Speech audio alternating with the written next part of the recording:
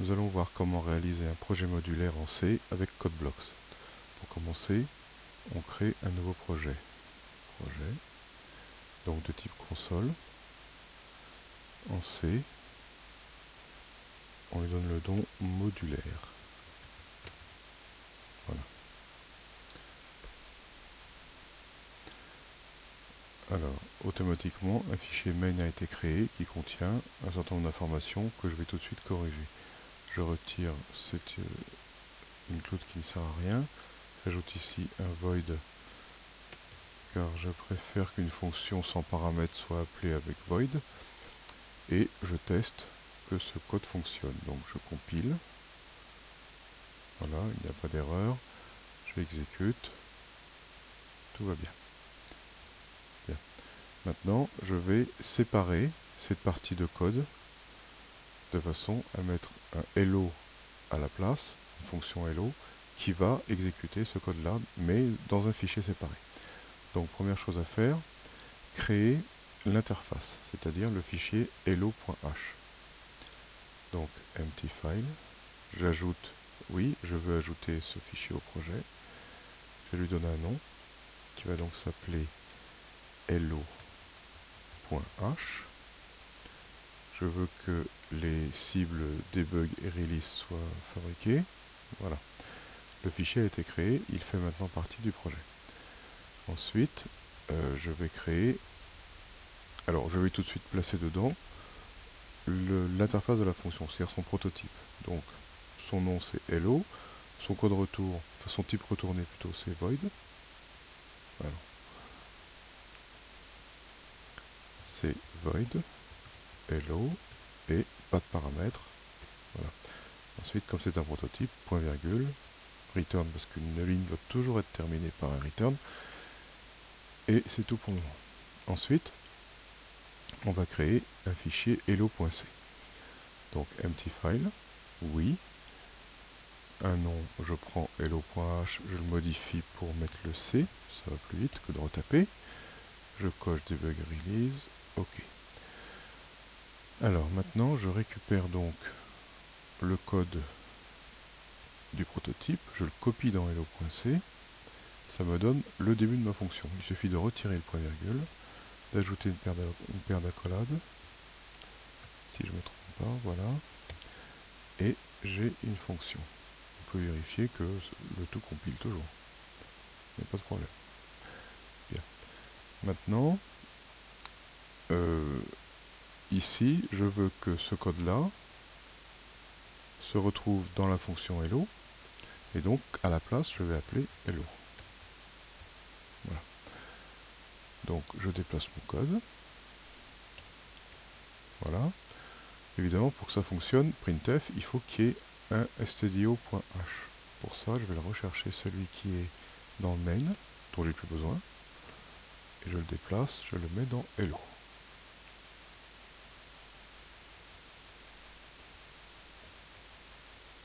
Voilà.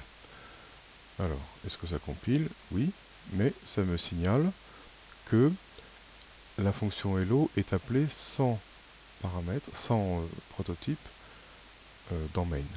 Dans main, pourquoi main? Parce que si j'écarte ici, voilà, je vois main. Donc, ici, il me manque un include hello.h. Voilà. Donc, maintenant, je n'ai plus d'erreur. L'exécution est correcte, ça fonctionne. Bien. Par contre, si je fais une modification dans le prototype et que je compile le hello, je risque d'avoir un prototype différent de l'implémentation. Donc pour éviter que la différence ne soit pas vue par le compilateur, donc en fait pour obliger le compilateur à contrôler la cohérence entre le prototype séparé et la définition de la fonction, je vais inclure en premier include donc hello.h. Pourquoi en premier? Parce que si jamais la fonction, le prototype de la fonction a besoin de certains headers pour être défini, eh bien cette compilation-là, vu que c'est le premier header qui est inclus, va automatiquement révéler les manques. S'il manque quelque chose, il y aura erreur et donc il faudra ajouter ce qui manque dans le hello.h. Si par exemple on mettait stdio avant ou d'autres includes avant, ces includes pourraient masquer le fait qu'il manque quelque chose dans la définition. Donc c'est pour ça qu'on met la définition, enfin qu'on met l'inclusion de hello.h, donc la définition des prototypes, en premier dans hello.c. Voilà, maintenant ça compile et ça s'exécute toujours. Voilà. Euh, alors on peut montrer le rôle de la détection de cohérence.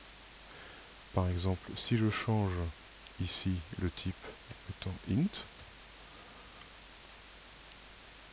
j'ai une erreur qui me dit que j'ai un défaut, j'ai un conflit entre la définition du type, la définition de la fonction plutôt, et son implémentation. Alors, l'implémentation, elle est ici dans hello.c.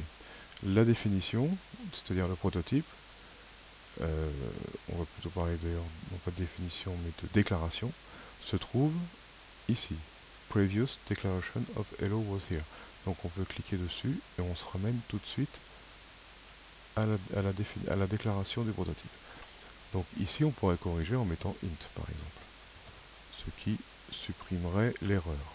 Bon, évidemment, il reste un warning ici qui me dit attention, la fonction retourne un int, mais il n'y a pas de retour explicite. Bon, il faudrait mettre return quelque chose. Bon, cela c'était que pour l'exemple, donc je vais remettre void,